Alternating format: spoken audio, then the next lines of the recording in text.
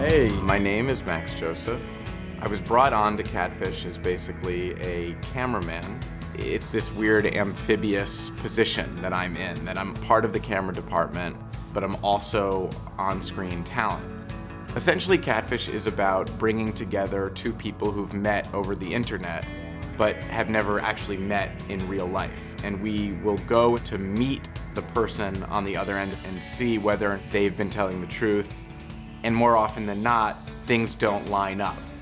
The most important thing is always maintaining the connection to the subject without going into DP mode, because that's when they'll realize that they're being filmed, and then they'll get self-conscious. Maybe you'll get a better shot, but you'll lose the gold, which is what's happening in front of the camera. It's not about composition, and it's not about the beauty of the image. The dirtier we go, the more authentic the moment feels. Who would set up a camera to have that jerky, readjusting the frame movement?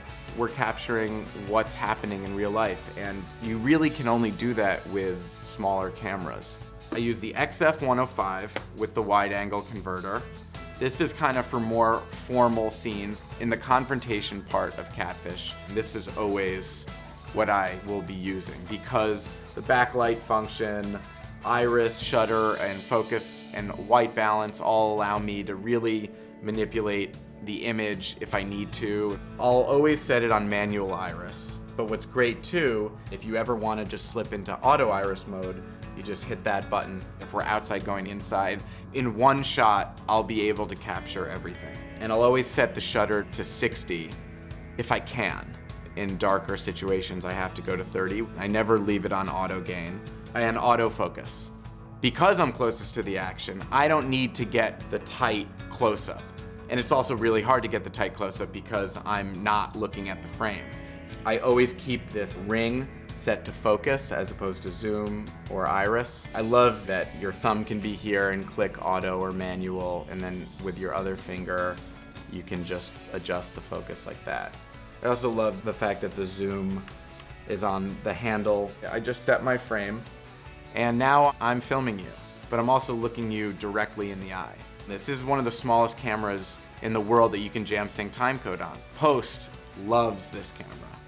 This is the other camera we like to use. It's kind of like the little brother of the XF105. It's the XA25. And what's amazing about this camera is it's got two XLR inputs, and you can put a shotgun mic right there. Also, it's very intuitive. Everything is essentially in the exact same place. You can take that off. You can even take this off.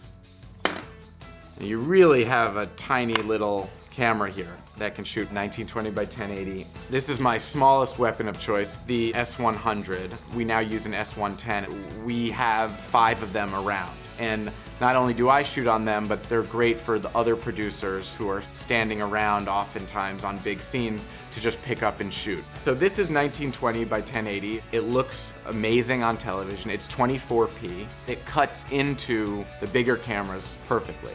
The image stabilization on this is incredible. Because it looks like a point and shoot, it doesn't even really look like you're taking video. You can steal tons of shots. If you go into a car and you can just put this on the dash, this could kind of act as a point of view camera. I shoot like this sometimes.